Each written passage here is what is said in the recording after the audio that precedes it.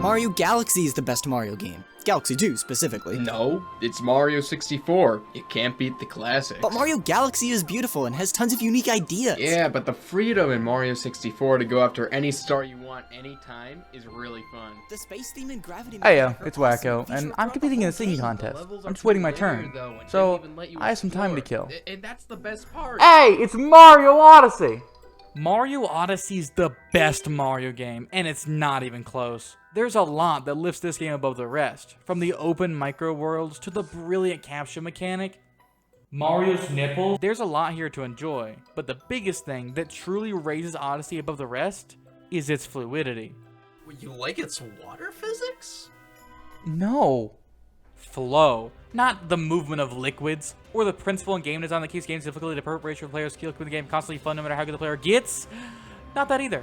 I'm talking about movement flow, the ability to maintain your speed and never needing to stop. The feeling of the controller melting into your hands, pushing buttons effortlessly, fluidly moving from level to level.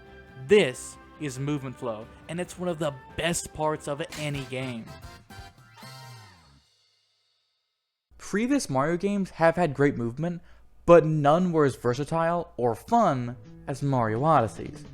All moves in the game can be combined with almost any other move, creating endless possibilities of ways to get from point A to point B. Do a ground pound, to a hat throw, to a dive, and you got a ton of air. If you're near a wall, instead start with a triple jump or wall jump. You can start with a long jump instead if you're going for distance, or try and shake the Joy-Cons for a bit of extra distance if you need to capture something. This isn't the hardest system in the world, but it requires enough mastery to make even basic platforming sections really fun to optimize. Jumping to a side area in Light Kingdom to avoid a slow underwater section, getting to the top of the pyramid in the Sand Kingdom just to see if you could, performing the moon skip in the Moon Kingdom to save a ton of time in speedruns. All of these are possible, all thanks to the robust movement system, and are challenging enough to pull off that it feels great once you do. When I say movement flow, I don't mean going fast. I mean the feeling of going fast, which is different. Movement flow refers to the continuous movement and how smooth things are to control, not about speed. However, speed is often the reward for mastering the movement. Sonic the Hedgehog is built off the idea of mastering the game in order to go as fast as possible. Learning Sonic's physics and how to abuse the level design opens the game up for so many more possibilities. Future games would add on to Sonic's moveset, giving you more to master, like the spin dash, boost, and drop dash. These moves basically let you start over. Once you've gained speed, you're having a blast, but when you hit a wall, it's not as satisfying. These moves basically let you restart immediately wherever you are and get your speed back, but it's still up to you to see if you can keep it that way. Or die. In a game like Sonic, experiencing great flow requires skill. It requires speedrunning. Speedrunning is really what drives what I'm talking about. Good movement flow helps you feel like a speedrunner without actually needing to speedrun, but it also allows for better, faster speedruns. Mario 64, while not having as many options as Odyssey, it's still surprisingly good movement for 1996. And watching people speedrun the game, especially speedrun it well, is so satisfying. Movement flow and the ability to not stop moving lets you feel like a pseudo speedrunner, even if you're messing up. And you probably will be. Next. Not all good games have good movement flow, as some can't by the nature of their design, like RPGs. Well, to be fair, some of my favorite RPGs are the ones that try to add good movement flow.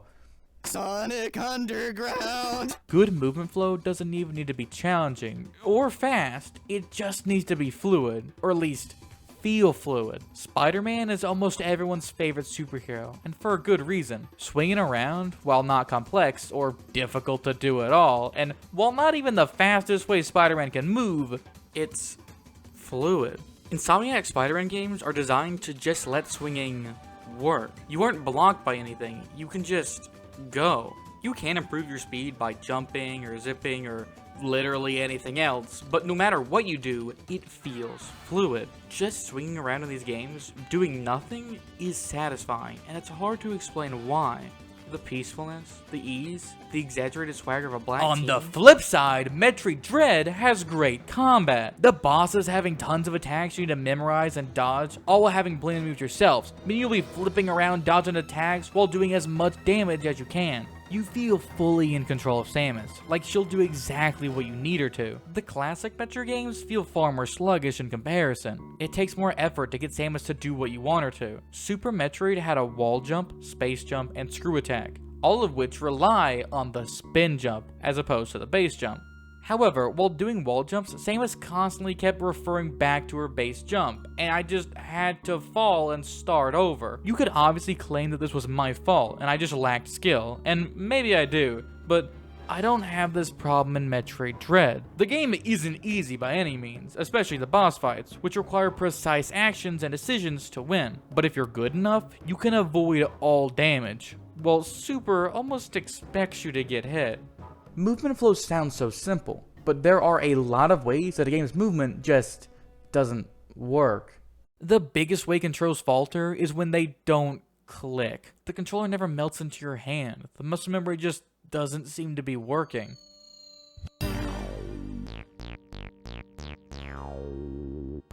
Luigi's Mansion 2. The game is usually fine, and most of the time, there's no real issue. Except for one part. Near the end of the third mansion, there's this section where you need to cross a beam without falling, which is usually fine. But here, you need to jump between them. Okay? So, how do you do that? Go ahead. Yes, you'll get it wrong. Maybe it's the left stick, which is used for all movement, but no. Maybe it's one of the buttons, you know, like a jump button in most Mario games? Nope. Maybe it's one of the triggers, which controls the vacuum. I mean, the game is all about the vacuum, so maybe you blow yourself across. Nope. After leaving and coming back over and over because I had no idea what to do, I realized it was the right stick. The stick used for turning Luigi, and not once has it moved you. Why? Next. It's just such a bad design flaw that wastes so much time and is annoying. And yes, I'm still mad about it. Now, did I make this entire video just to complain about it? No, but it was a good excuse. The problem isn't just weird controls, it's controls that are hard to remember. If they're unintuitive or change in bizarre ways, and you're having trouble knowing what buttons to press, then you won't be able to develop muscle memory, and the gameplay, the movement, won't flow. However, the more common way movement fails is just by being sluggish. Moving too slowly and wasting time makes playing so many games super annoying. This is why I don't like Snake Pass. It's just slow. Not only is the main gameplay repetitive, as you need to press left and right over and over again for seemingly no reason other than to be realistic, but when you're actually engaging in the game, if you fail, you have to slowly make your way back to where you were. It doesn't feel fast or fluid in any way. It feels slow and stilted, while also trying to waste as much time as possible. Even if you're good at the game, it still won't help you go any faster. This is a speedrun of Snake Pass. Does it look fast to you? Good movement flow is so fun because it rewards mastery with speed. Getting over it is awful to play the first time, but the second time, it's actually pretty good. You can go so much faster once you just know a little bit about the movement, and as you play it more and more, you go faster and faster, and it ends up being really fun. Snake Pass just doesn't do this whatsoever, making the main movement always as slow as possible. Hey, Snake Pass isn't that bad. It's not terrible, it just doesn't do it for me. Well, to be fair, you are leaving out a lot of really fluid games from this conversation. Like what? Next. Oh, excuse me.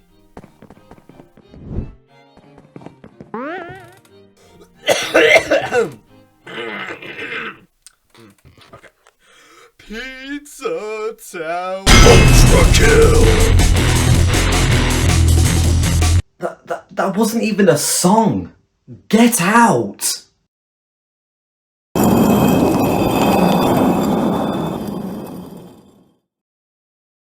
Neon Relight, released in 2022, is a perfect example of a game with fluid movement. Instead of just having good movement or rewarding you with learning how it works, Neon Moon is about movement flow and tries to teach you how it works. At first, the game feels pretty cool, with floaty jumps, water running, and even cool card abilities. But then as you play, you're shown secret routes that make you go even faster and use even more tricks. You have to master how these levels play to go as fast as possible, and the game really rewards it.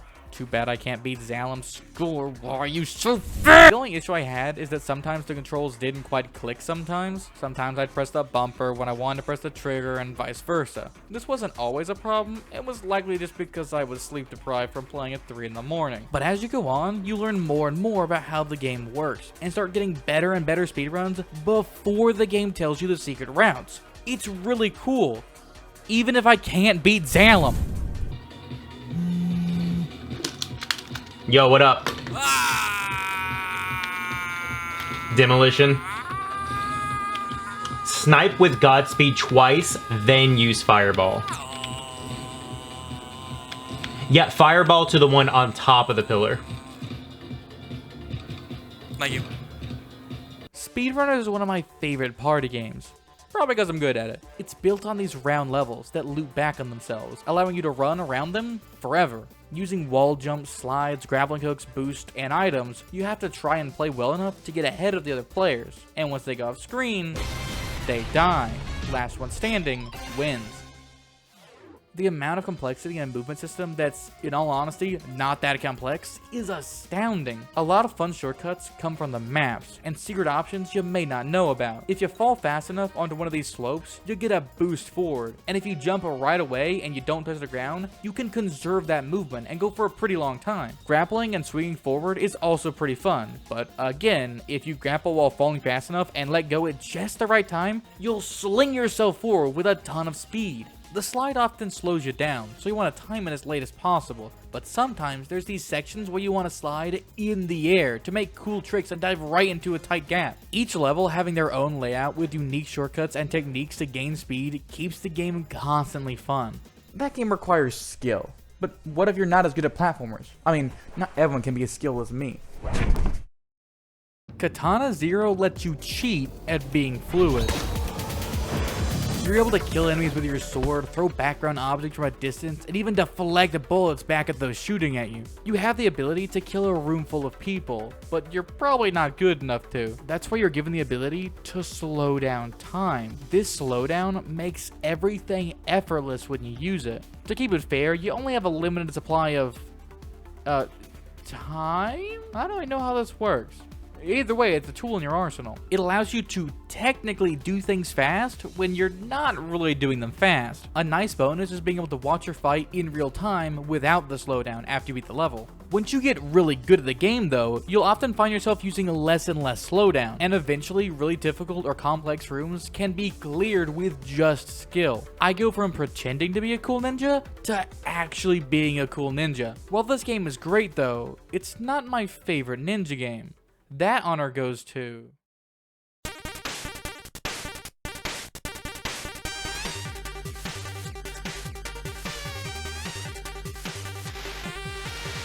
The Messenger is awesome. The Messenger is a 2018 Ninja Gaiden inspired hack and slash platformer. It's a really cool mechanic of switching between 8-bit to 16-bit. The Messenger, I think, is the king of movement flow. The main mechanic of the game is the cloud step, which is just awesome. Once you jump, if you attack something, you get your jump back, meaning as long as you keep attacking, you can keep jumping forever. This is already a brilliant mechanic because it gives you dumb, simple, self-imposed challenges. Every time you see a row of enemies, you're given the option to kill them without touching the ground. You don't need to, and it would be far easier if you just attacked them on the ground, but trying to do as much as you can without touching anything is so awesome. It's a satisfying feeling you get in each and every room in the game. And it doesn't stop there. The wall jump lets you cling on flat surfaces, which means less time on the ground. The glide lets you go further with every jump, but also lets you attack downward, leading to way more possibilities of stringing attacks together. It also lets you backflip.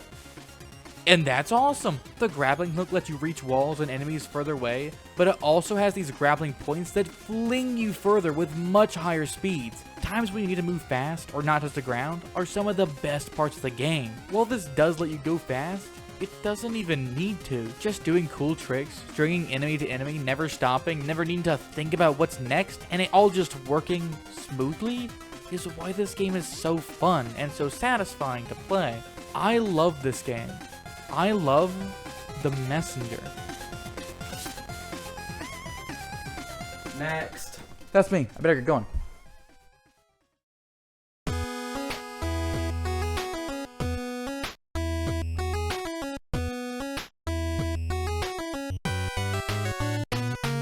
The messenger.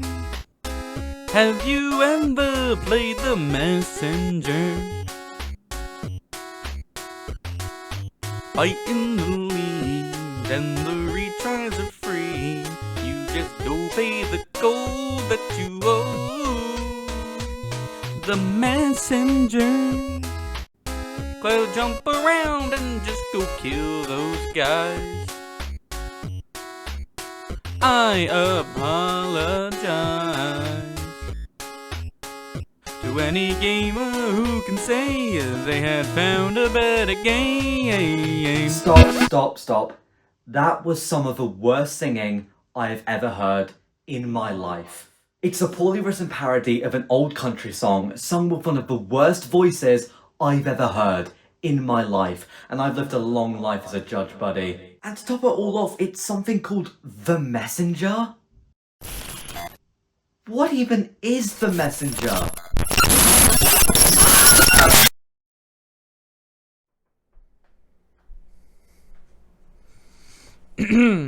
I lost the contest, but at least I got the messenger.